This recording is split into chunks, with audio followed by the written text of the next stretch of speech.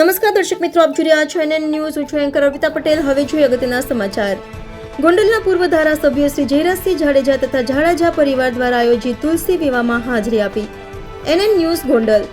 દર્શક મિત્રો, NN ન્યૂઝને લાઇક, શેર, સબસ્ક્રાઇબ કરો, બેલ આઇકન પ્રેસ કરો જેથી આપને નોટિફિકેશન્સ મળતી રહે.